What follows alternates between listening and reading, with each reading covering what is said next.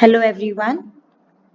We are going to start with today's discussion, which will comprise of important topics of the previous week. So let us begin with our discussion. The first topic that we're going to discuss today is a recipe to tear down trade union. Now, what is this article about? First, we need to know about the context. So, the context of this article is that they're replacing existing labor laws with new industrial relations code.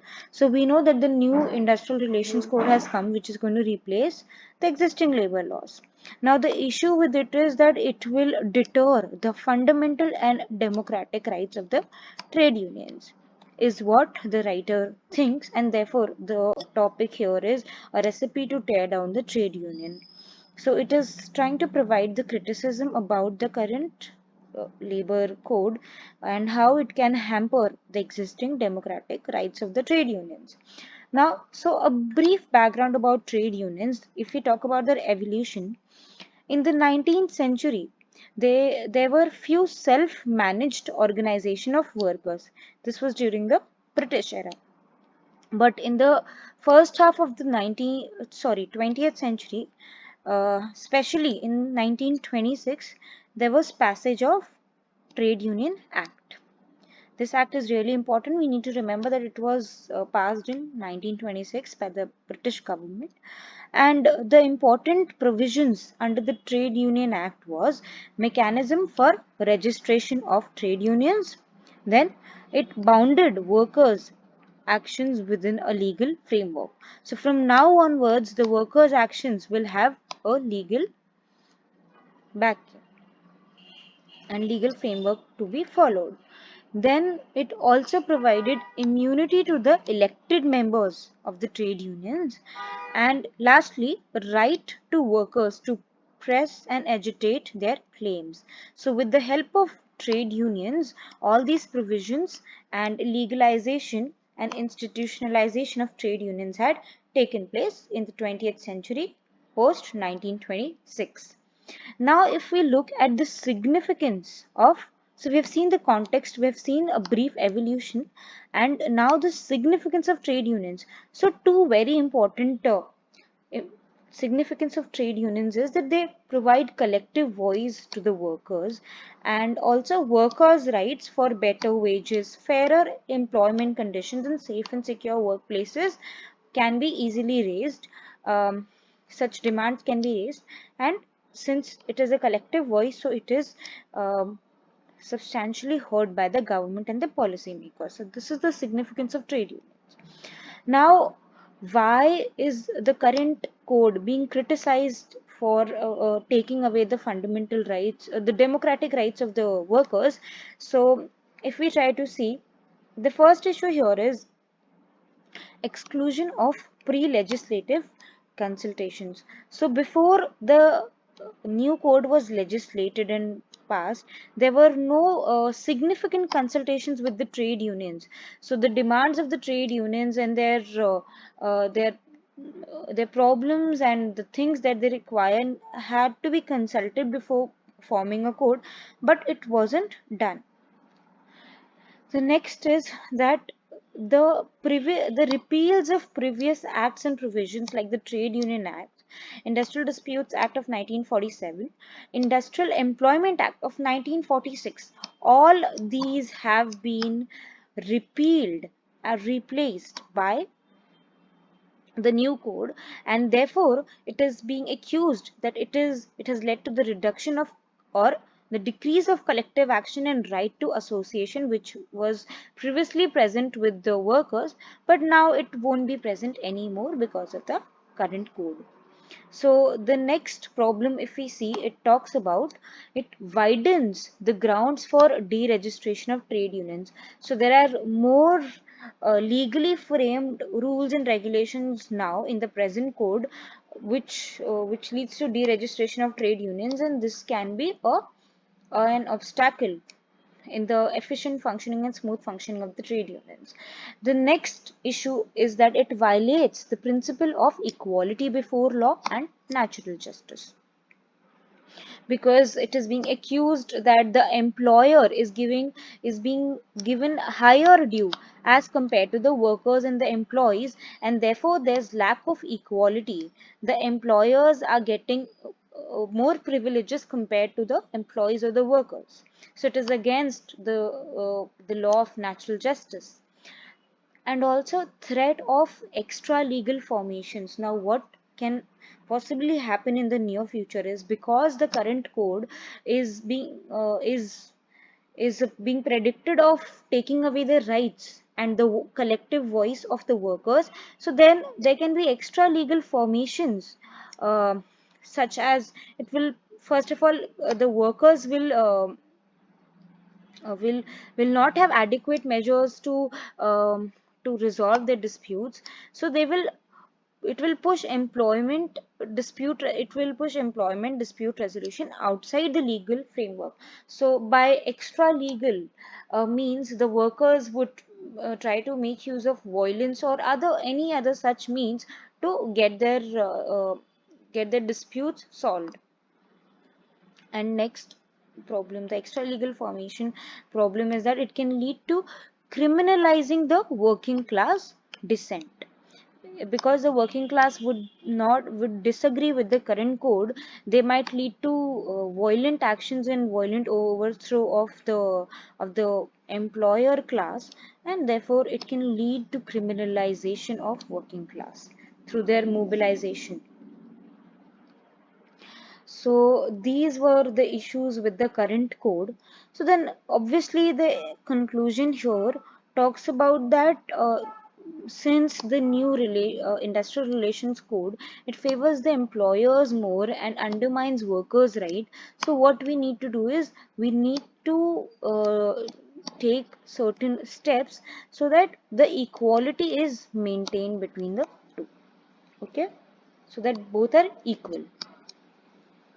So this was all about the problems existing with the new code of the industrial relations. Now let us see the next issue important in the last week. And the topic of this issue is needed a policy framework in step with technology.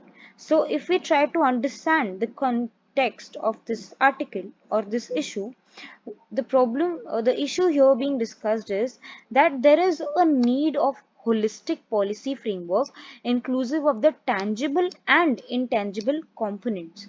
Now, what do we mean by tangible and intangible?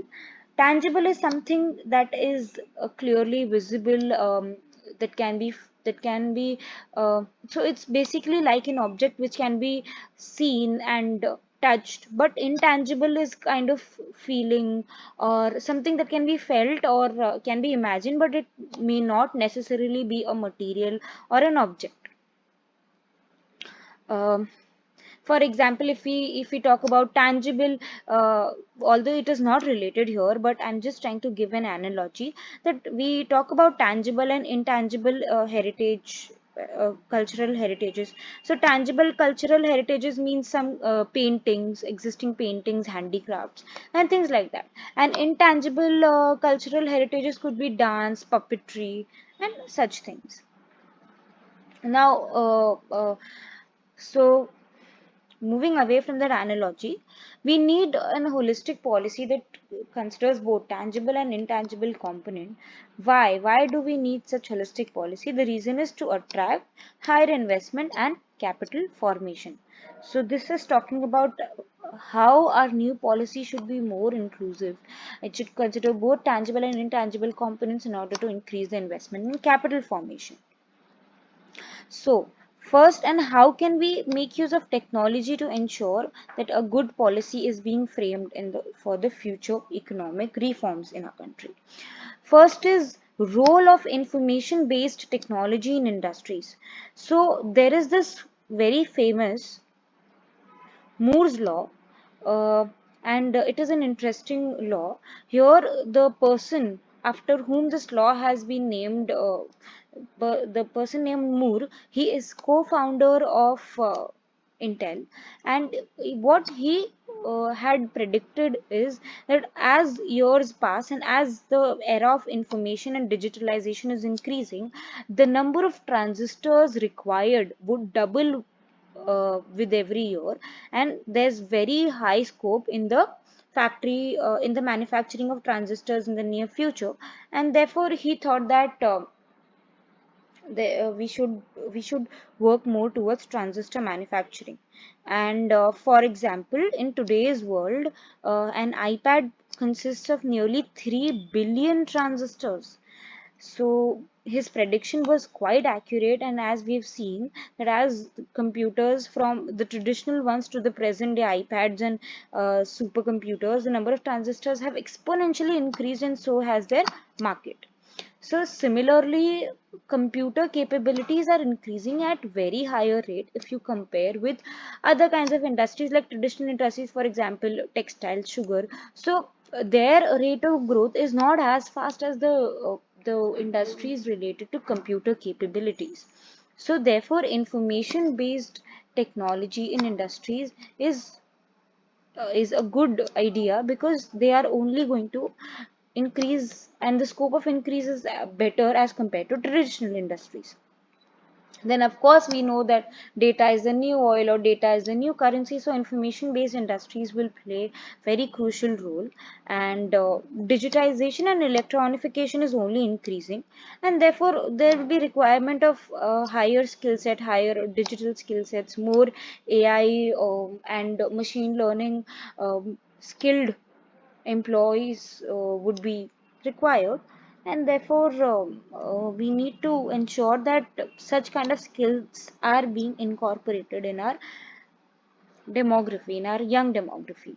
And of course, and there's higher efficiency of, so imagine a factory which has all data digitized and all information present online, so their database management becomes very easy. So this is the reason why we need to augment technology in our industries.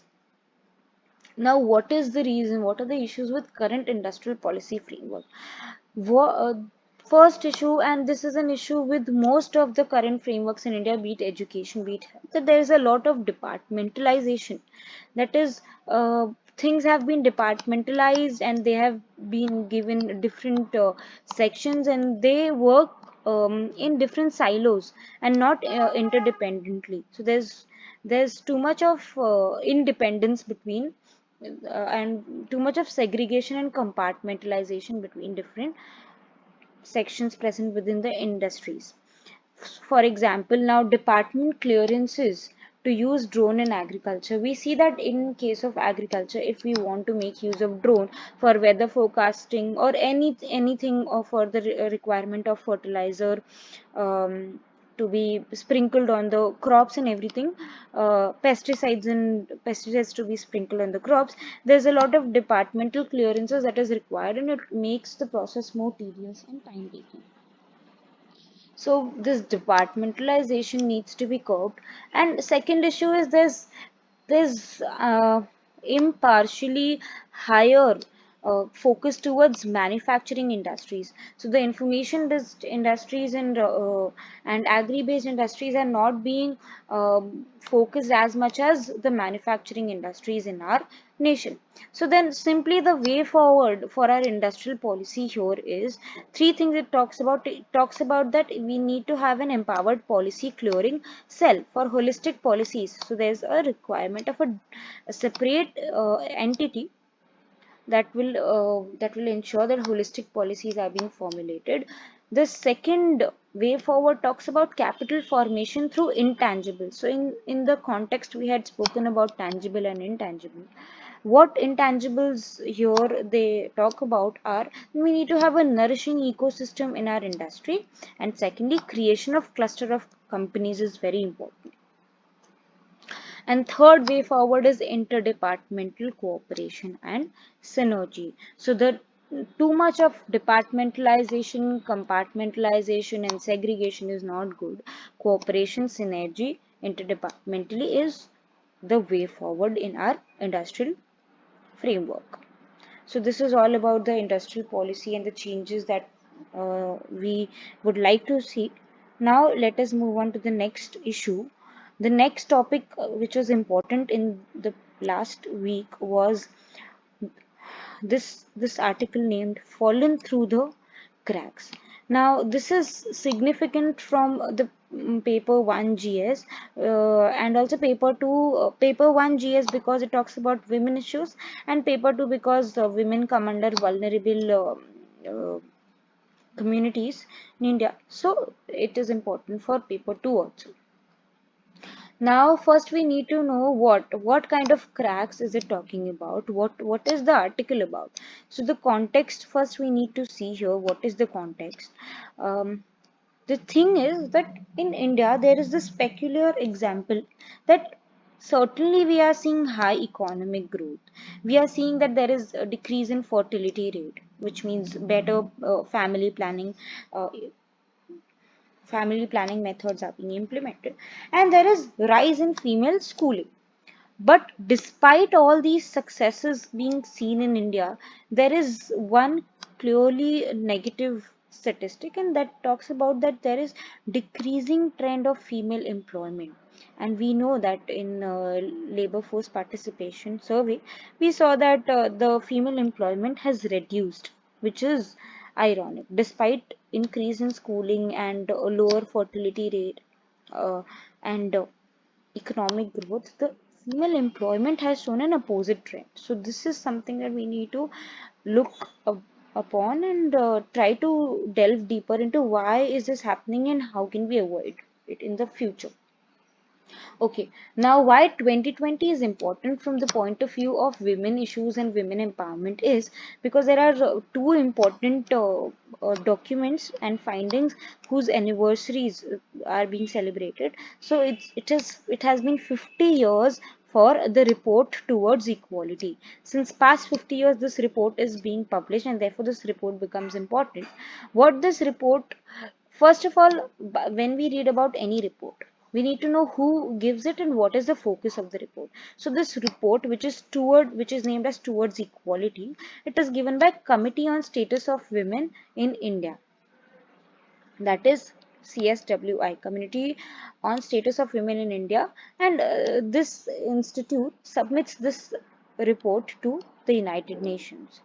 The focus of this report is women sensitive planning and policy making in India. So how women sensitive policy making is happening in India? We prepare a report named Towards Equality, we as in CSWI Institute of India, and we submit it to the United Nations. So 50 years of Towards Equality report is being celebrated, and it's been 25 years since the Beijing Platform for Action has been inaugurated, and this is very important international effort for women, which is the Beijing Platform for Action. What it focuses on is to analyze the condition of women and the state-led development to ensure that the condition of women is getting better and better. So these are the two things which are highlighted in 2020. Now, one very important dimension that this article focused upon was the economic issues being faced by women in India. So let us try to understand what are the economic issues being faced by women in India. We need to see that what is increasing day by day. So the rate of informalization is increasing. By informalization, they mean in all the three sectors, be it primary, secondary, or tertiary, the informalization rate of women employment is increasing. We should be aware that out of all the landless laborers in the agri sector, 60% of those landless laborers are comprised by women. And the issues are because they are landless laborers, they get excluded from benefits from various schemes, and therefore credit availability and subsidies are not easier for such landless women laborers in agricultural sector. If we talk about the secondary sector, which is the manufacturing sector, we see here that 14%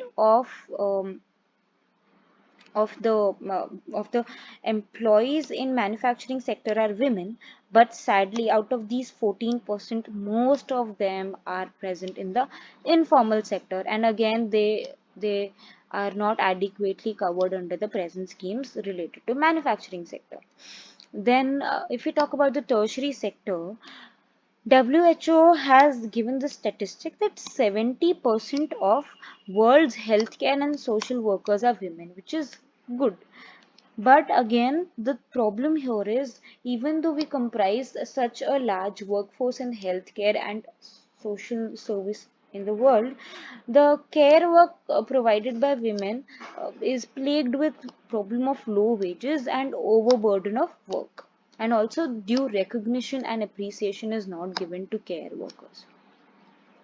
So this depicts the increasing informalization of women in India, women employment.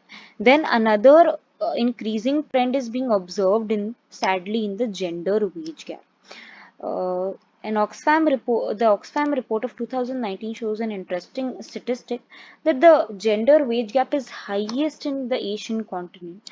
And if we have to see how much is the on an average the wage gap, so women with equal qualification, equal post of job get 34% lesser salary or wages than their male counterparts.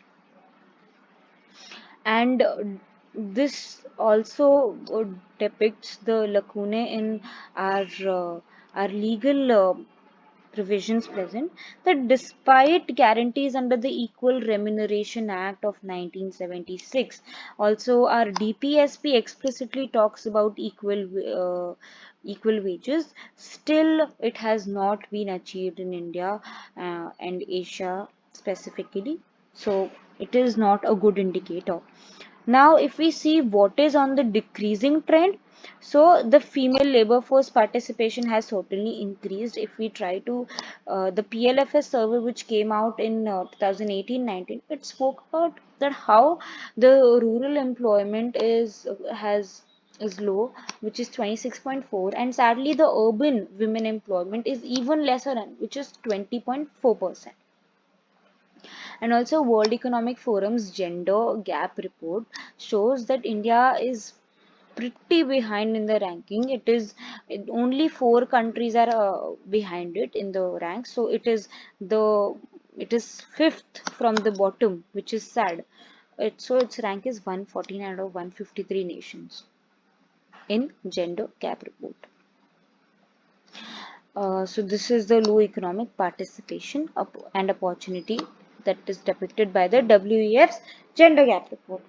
Now also we had earlier also discussed about a mind map which showed that how COVID has specifically impacted the women a lot, distinctly, and a CMIE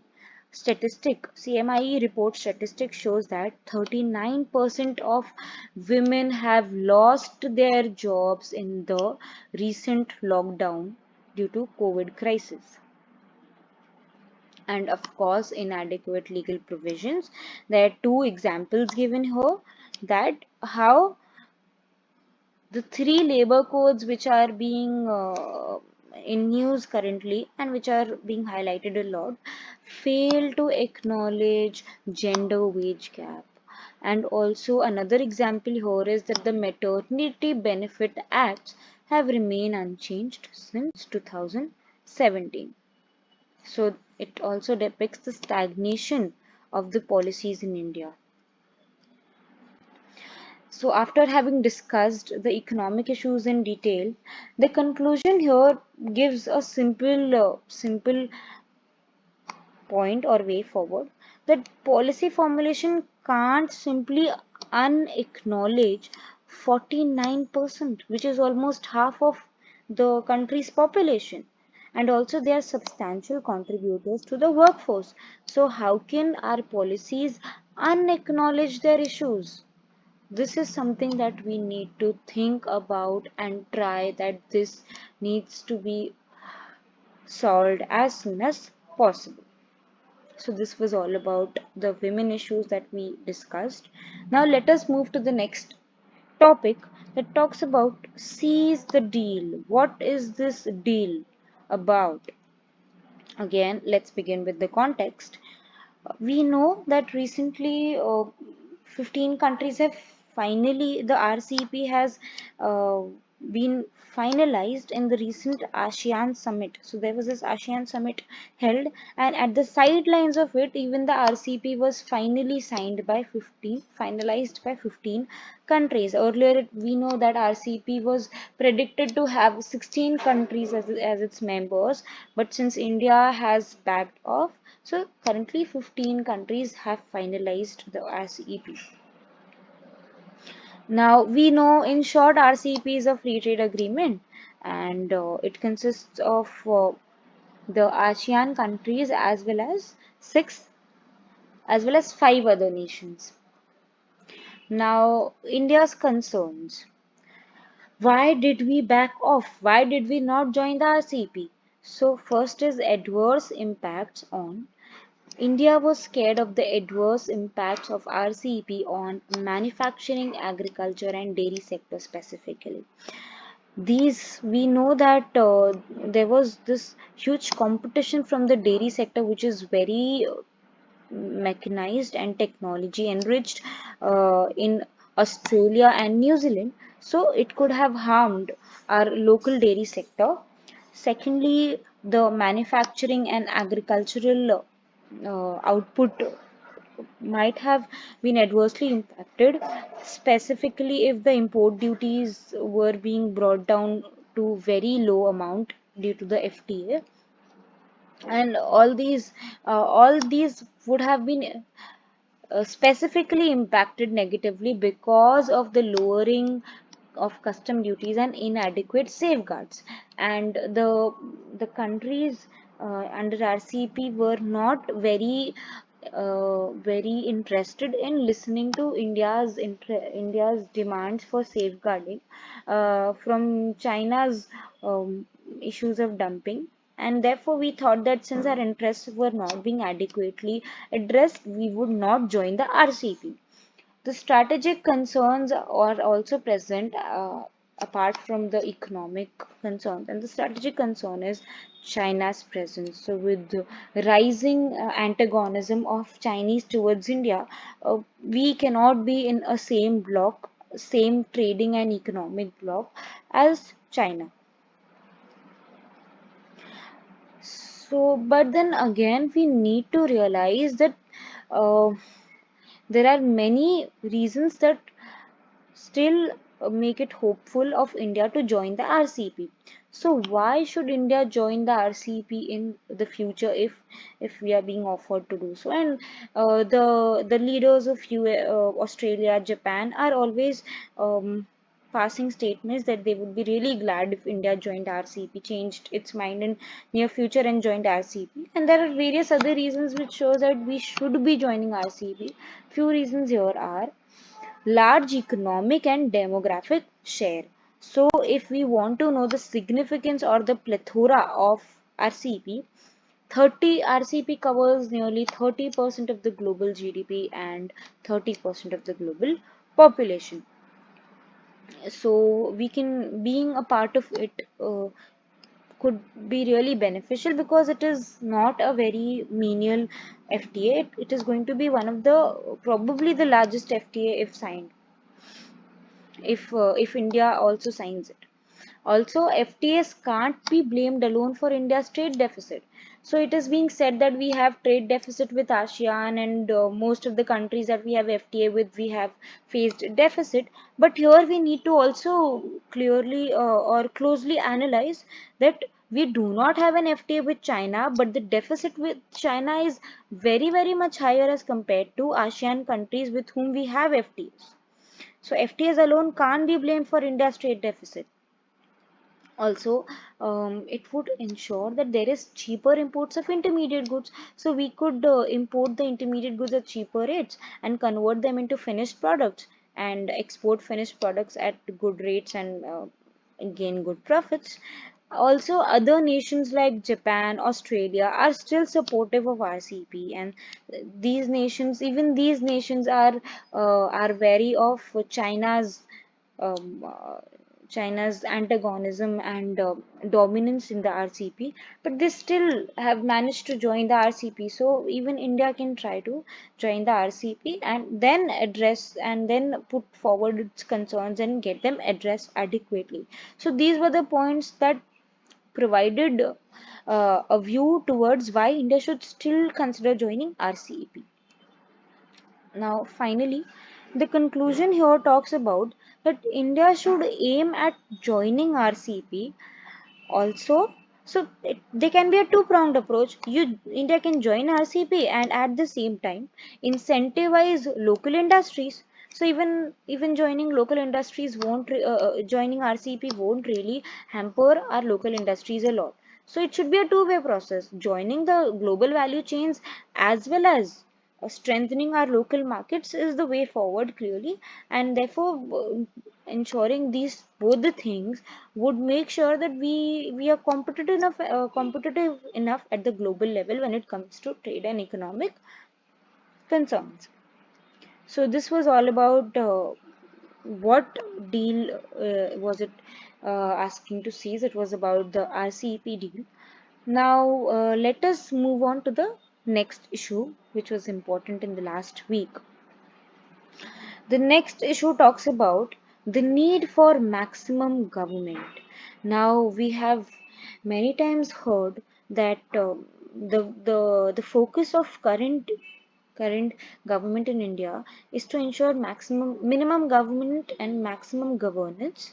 So that is what even the article is suggesting. Now we need to know the context here is that the COVID crisis, although it is a crisis, but as it is rightly said that every crisis can be seen as an opportunity. It's about all about our perception. So COVID crisis can be seen as an opportunity or a blessing in disguise. How can it be seen as a blessing in disguise? We can make sure that the post-COVID era, where everybody almost has come to the level playing field, because almost every countries or major economies have been quite adversely impacted, and everybody is in the same situation currently, be it Europe, be it America, be it China, be it India. Everybody has been hampered, and everybody is right now in the most unfavorable situations. So we can from now on use this time to make sure that we can be fiscally more stronger, fiscally as well as politically. Now, the first dimension present in this issue or this article was the reasons behind the failure of fiscal governance or fiscal stimulus, especially in our nation. First reason is that there is decline in sales and profits as a result of fall in demand. We know, of course, it's a crisis situation. Demand naturally will become less, and the sales and profits decline, and this has led to disrupted cycle of corporate investment and household consumption. So we very well know about this cycle, that how if investment increases, then consumption increases, and then um, economy increases, the rate of economic growth increases. So it's all a cycle, and if these things are hampered, economic growth and fiscal governance certainly is going to be hampered. The next reason is doubt over future incomes, reluctance from taking house loans even after decrease in cost of loans. So people are really wary of their job security in the coming future. They don't know if there's going to be salary cut, if the income is going to reduce, and therefore despite lower rates of house loans, people are still very reluctant to take house loans, because they feel that even if we take house loans now because they have lower rates, maybe in the future I won't be able to pay back the loan, because there's no certainty about the future income. Then next is overburdening of banks with bad loans. This has uh, despite the non-occurrence of COVID crisis, uh, before 2020, this has been an evergreen issue in India, and post COVID era, so this is only, the number has might have certainly increased, and therefore limited their capacity to extend credit. So what has happened is the bad loans have only and only increased, and these banks are not being able to extend credits. So again, there's no cycle, there's no money supply, adequate money supply in the economy, and the growth, the investment, consumption, the demand is all at a lower pace. The next is high corporate liquidity, consistent growth in assets despite fall in investment. So again, we know that there have been liquidity issues, and government has been focusing on disinvestment. So these are all the reasons why this is such an issue. And fiscal governance is under a lot of danger, a lot of threat due to this COVID crisis. Now, if we talk about, so we have learnt about the problem, the reasons behind lacking fiscal stimulus. Now, what is the way forward? How do we solve it? So, the first point here is that we need to ensure strict adherence to FRBM at both levels, central and state levels. So, again, we do not have lack of policy or scheme. We have the FRBM initiative, but strict adherence is what we need to ensure at both the central as well as state levels from now on. Way forward, we need to, and the second way forward is we need to ensure sufficient magnitude of fiscal stimulus. How can we ensure sufficient magnitude of fiscal stimulus? It is through free ration card, free ration and free essentials distributed, which is being done under the PM Garib Kalyan Yojana, and then of course cash transfers, DBTs, and monetize the deficit. This is, although not the best solution, but many famous economists have suggested that India can consider monetizing its deficit, and we have done it in the past as well. So why not now? Build robust public health infrastructure. So again, public provisioning, public facilitation is important, and insurance route, which is focus of the current government, especially the PMJY, the Ayushman Bharat thing, that is too much in limelight. But it has been observed sadly that in USA it has failed to show very good results in the health sector, and therefore insurance route is not the most reliable option, although it can be one of the solutions, but not the only solution to the health infrastructure issue in our country. And public provisioning is something which we need to parallelly make sure along with the insurance route. Also, the next way forward is plan a comprehensive green deal. We know it is environment friendly deal. It talks about the green energy mix with the current and existing energy infrastructure and sustainable development process. So the environment sustainability uh, focused development is always a way forward. So this was the way forward, and conclusively what the writer or what the article mentioned is that pandemic crisis, we know it's a crisis, but then we can convert it into an opportunity. How do we convert it into an opportunity? To rethink our policies. What kind of policies? Health, economic, and climate policies. And on the lines of maximum governance. So this article talks about that how we need to ensure maximum governance as the way forward to the current COVID crisis. So this was all about this article or this issue. Next issue to be discussed is, it is not a very detailed issue, but there are good points. So it talks about reinventing cities, and especially why cities are being discussed and why the reinvention is being discussed is because, let us see the context. We have clearly seen that there is breakdown of infrastructure aiding virus spread. We know that our cities have not been able to very strongly fight the virus, fight the pandemic.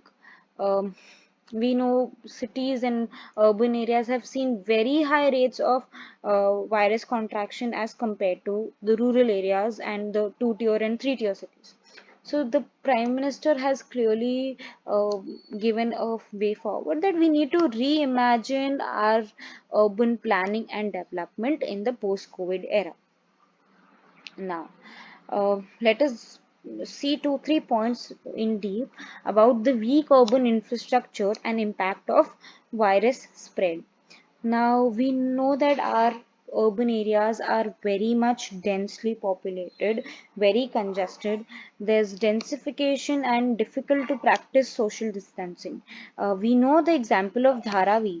So, this was or and still is a major hotspot in Mumbai, and the reason being that because the houses there are so densely situated, and lack of washrooms and many people making use of same public toilets, so the place had become a hotspot, and the rise of virus contraction was exponential and uncontrollable. Then again, inadequate measurement of the social impact of the pandemic. So people and the policy makers initially were more focused towards the economic impact or the losses, but there were various social impacts of the pandemic in the city life especially, which went ignored. And also this important term mentioned here is the problem of tokenism. Now, what tokenism is, just for the namesake you're saying that you're bringing reforms, but in reality or on the ground no substantial output is being seen. So there is flawed approach to urban mobility. It is being plagued by tokenism. We talk about curbing air pollution, and we to ensure solid waste management, and then poor water quality needs to be curbed, but these things are plagued with tokenism. On the real ground we still see heaps of garbage present on the road. We still know very well that how NCR region and many cities in India have one of the most or worst air qualities in the world, and water stress has always been an issue and is only increasing in the urban areas due to population explosion and inadequate supply of water and management of water. So the way forward here is so the unique way forward is one of his well-designed rental housing, proper rental housing for the migrant workers is, because we saw in the present COVID situation that they didn't have proper rental housing infrastructure, and they had to hastily go back to their native places. Then affordable housing schemes is important, so that the existing unplanned residential areas can be planned into affordable housing areas. And then strict enforcement of environmental laws, of course, because of uh, the rising air pollution and water pollution in such places. And conclusively, we can always say that the problem is although our leader, our prime minister, has mentioned that there's a need to replan and redevelop our cities.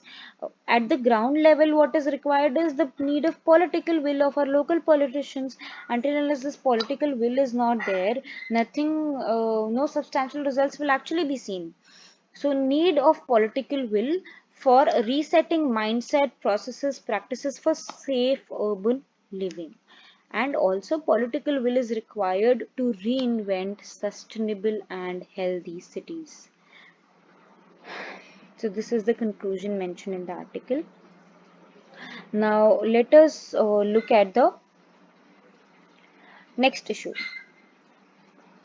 It talks about the water governance in our nation. Writing on the water. So the crux is nothing but talks about the water governance in our nation. Context is very straightforward, that the Jal Jeevan Mission and other such bills, many water security related bills are present in our nation. The thing is that for their success to be achieved, of such bills and such initiatives, states and center need to cooperatively work and ensure water governance. Now, this is the context. First, let us see that what measures have already been taken for water governance in India, to improve water governance in India. We know recently that Interstate River Water Disputes Bill was amended. Right, it was amended. What was the amendment? That there will be a permanent tribunal and it will be supported by a dispute resolution committee. So this will the complex nature of the current river water dispute settlement infrastructure or framework in a country has been simplified through this amendment.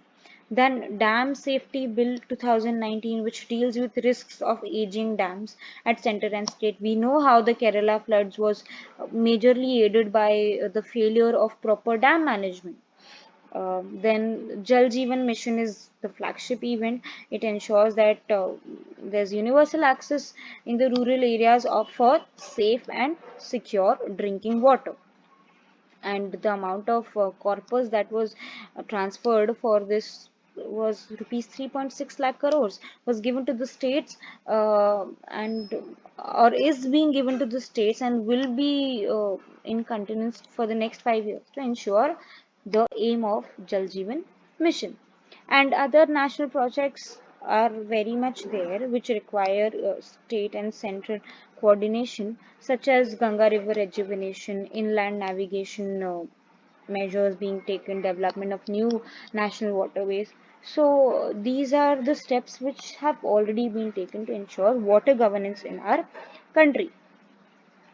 So we saw that what steps have been taken. We also need to know what are the issues with water governance. First issue is rapidly emerging challenges.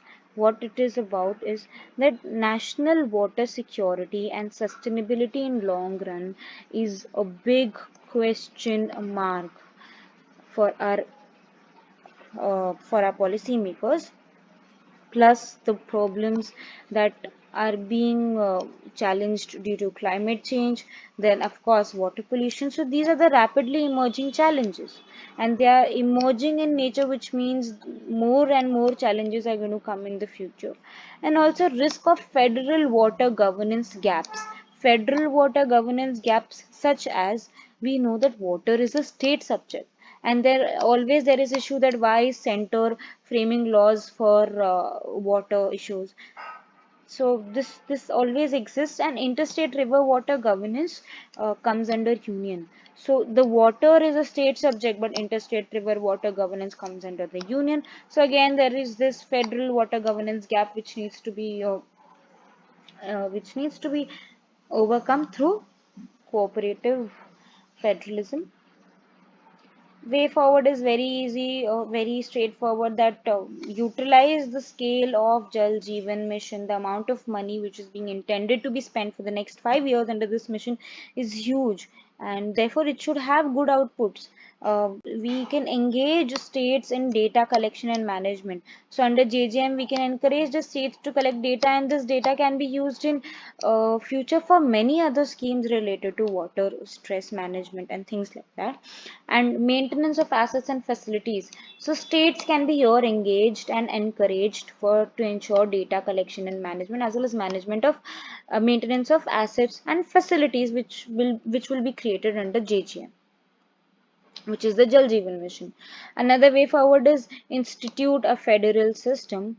Although there have been substantial amendments in the river water dispute uh, bill, but um, a proper dedicated federated system is required to ensure water governance in our country. So this was all about water governance. Now let's move to the next topic. It talks about that exports are the answer.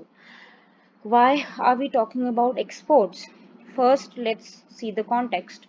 COVID is causing increase in export pessimism. We know how COVID uh, had led to and has led to protectionism and rising threat amongst nations and isolation, and the reduce in global trade and in exports. So export pessimism is a product of COVID crisis.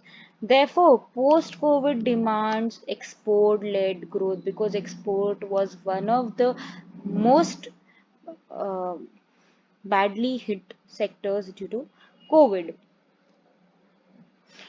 The challenges in detail here are that there is strain on fiscal resources of India. There's huge debt still present with our nation. Second is issue with import substitution. We always talk about import substitution, but again, the quality and the cost efficiency of our local goods wouldn't be achieved as soon as it is being intended. Still, all the imports, 100% of the imports, is impossible to be substituted in our nation with the current framework and infrastructure and support being made available to our local manufacturers. Prevailing export pessimism, we saw that COVID has led to export pessimism. Then fragmented industrial structure. We know that our industrial structure is very much departmentalized, compartmentalized, so there's less productivity, less wages, and decrease in export potential. And lastly, the one of the major issues is concentration of labor in agriculture. We know that major part of our labor is engaged in agriculture activity, and which is not a big contributor to the GDP. And there's this statistic that by 2030, agriculture will constitute less than 10% of the GDP, but will still continue to employ 35 to 40% of the workforce. And this clearly shows how wage gap across sectors will become even more wide in the coming future by 2030. These are the challenges when it comes to export and the curbing of export pessimism, which is a product of current COVID crisis. Now, way forward here, we spoke about the challenges. So, what is the way forward? In short, we need to reclaim the lost glory of Indian exports. How do we do that? What are the steps that we need to take? First is focus on potential of exports. We know that India is one of the largest producers of many goods in the world, and even in other goods we need to enhance the potential of exports. For example, our textile industries and the amount of pulses that we can export are not being exported because we are more dependent on imports of such products. Automation in feasible and labor intensive sectors. So again, we know that automation, although is a threat to the working population, we know that labor intensive sectors will not be completely overpowered by automation, and newer labor will be required. So skilling of laborers is very much required. Integration with Asian supply chains, especially, this is contradictory to our step taken towards RCP, that is, we backed off from RCP, whereas the way forward to curb the export pessimism is to integrate with the Asian supply chains. Next is putting pressure on the firms to grow, but again, pressure as in the positive and competitive pressure that will only lead to their growth and not a predatory pressure. Then next is macroeconomic policy measures. Uh, this talks about that how exports will see a rise in coming future if we change the macroeconomic policy, bring some changes in the macroeconomic policies of India. So we need to ensure that our rupee becomes more competitive, we boost free trade agreements, we create autonomous employment zones. Then another macroeconomic reform is create higher wage jobs, and the last one is front load financial sector reforms. Again, the conclusion is a very holistic one, that we need to exploit comparative advantage in a positive way, exploiting in a positive way, boosting productivity through structural transformation, improving allocative efficiency, and all these three things will ensure that our potential growth in exports will be boosted, and we will be successfully able to create productive jobs and increase the employment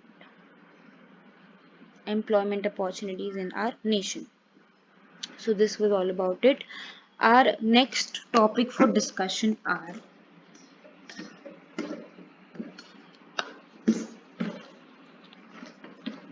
a world in chaos and moment of truth. What this article is trying to talk about is that mostly it is a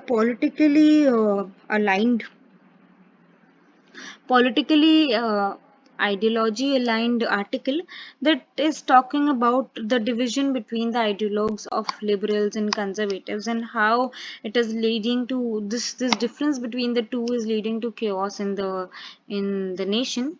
So again, this we'll do in very brief manner just to get an overall understanding. There is danger to democracy due to competing ideologues and its hardcore practitioners. So, because the ideologues have become so competing and the practitioners have become so engrossed in it, that the polarization of world is taking place more and more now.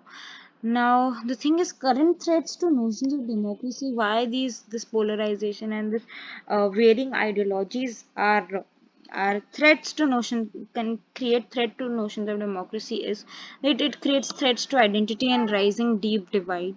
Then, of course, degradation of values of French secularism and social cohesion. We know that recently there have been various attacks by Islam radicals, and in France especially, and also in Austria.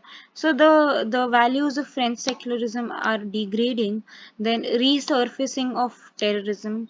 Uh, of course, these terms like Islamophobia and all these things have led to ignition of terrorism again, and rise in informational autocracy. This is uh, very much evident presently. Like psychometric techniques are being used, such as deep fakes, where one can morph anybody's face and and make it look so real that it can lead to various kind of riots, communal riots, and ideology based riots.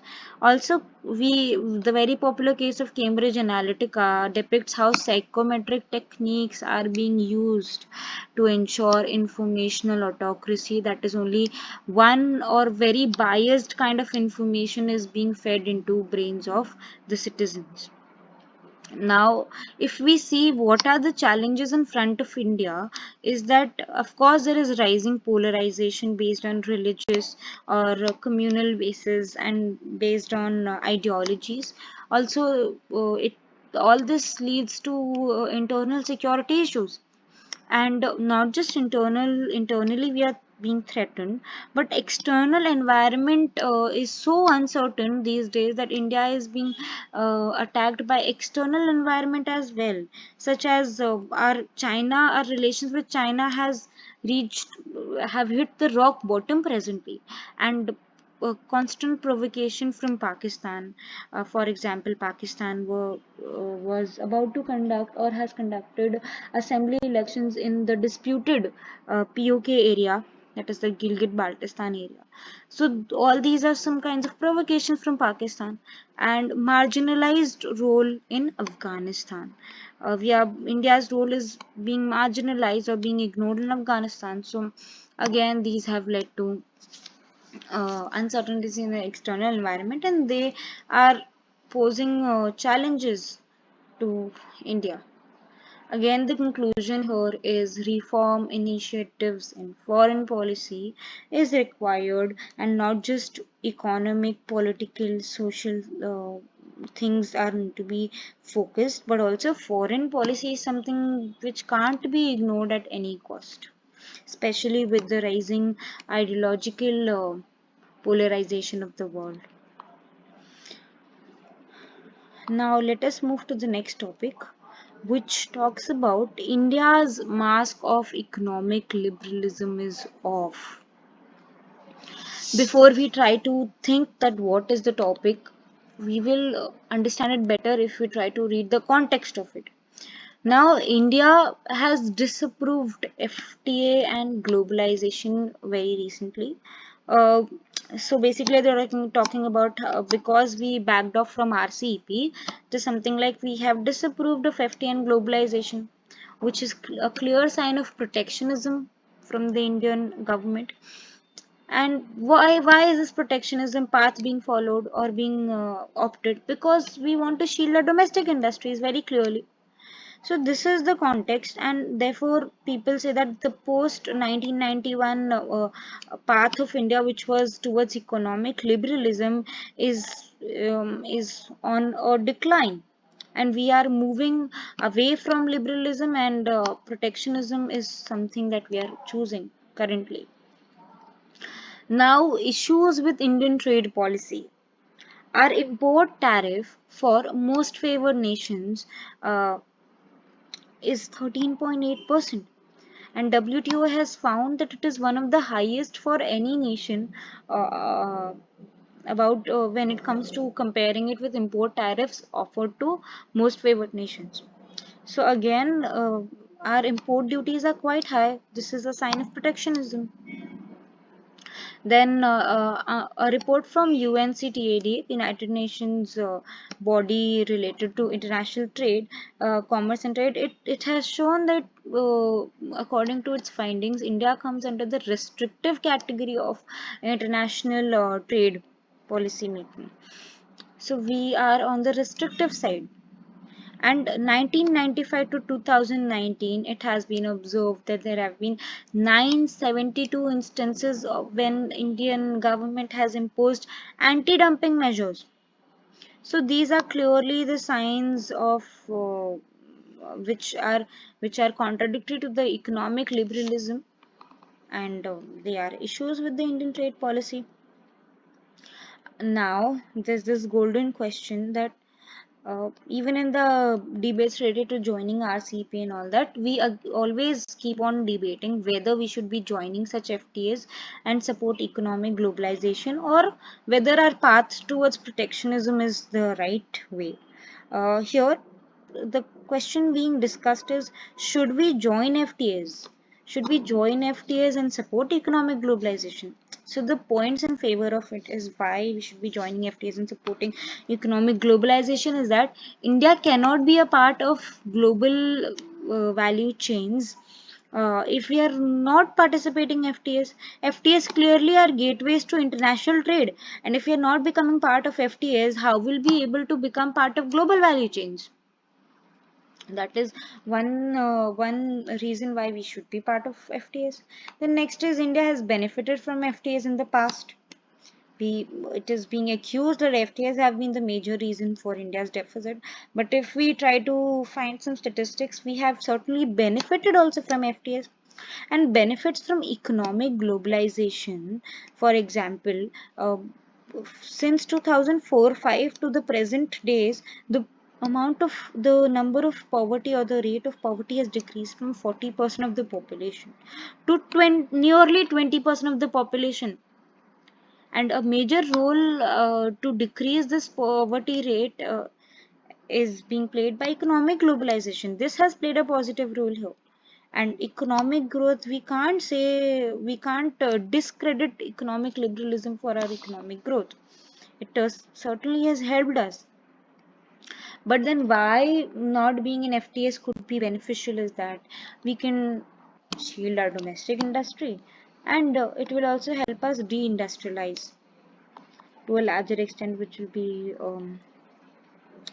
a pro environmental step. Now conclusion is that moving towards economic liberalism should again be considered. Protectionism is not the right way forward according to the article, and moving towards economic liberalism. How can we do that? We can do that by decreasing the tariff rate and by signing more and more FTAs. So this was all about the article. Now the next issue talks about partnership in progress. Again, it's related to Southeast Asia. The context is that the East Asia Summit, which had recently taken place, signals bilateral pacts with ASEAN. So there are chances where in the East Asia Summit, our foreign minister had gone, and there were indications that we might indulge into a bilateral pact with ASEAN. Although we have backed off from the RCEP, we might alternatively sign a bilateral pact with ASEAN. That is the context. Now, factors to move towards bilateral trade. Why should we have a bilateral trade with ASEAN or with any other economic bloc? Is because um, the reason is that there is loss of informality. Uh, Currently, whatever trade relations are being taken place in the absence of bilateral pact are informal trade relations. So to institutionalize those trade relations and to formalize them, to remove informality, we can make use of bilateral trade. And also this then again will help us stay away from the Chinese conundrum or the Chinese debate and issue that we were facing while joining RCP. So in the bilateral trade there will be no Chinese direct Chinese factor playing. And next is more donor donor relationship. So again here we can donate and provide funds to the Southeast Asia to develop in various sectors, and they can invest in our nation. And centrality of ASEAN under challenge. um, so since it is it is being accused that our focus towards ASEAN has been decreasing, this bilateral trade will ensure that we are moving towards ASEAN, and it is again becoming the centrality. The way forward is finding areas of interest with ASEAN. If we really want to get into a successful bilateral pact with ASEAN, the common areas of interest need to be identified, such as marine sustainability, regional cooperation for the mobility of skilled labor and services, and lastly, of course, epidemics, because we all lie in the tropical area. So we are very prone to epidemics and infectious diseases. So we can cooperate and come to common grounds through such common areas of interest. And conclusively, what we can say is Southeast Asian region is of huge significance, be it in the geostrategic manner, economic manner, or cultural manner. They are very much relevant to India, and therefore a bilateral pact would be certainly a good step from the Indian government. Now, so this was all about it. These were the 11 major issues that were in focus in the current week. And lastly, I would want to tell you all is the art and science of asking questions is the source of all knowledge. So, thank you.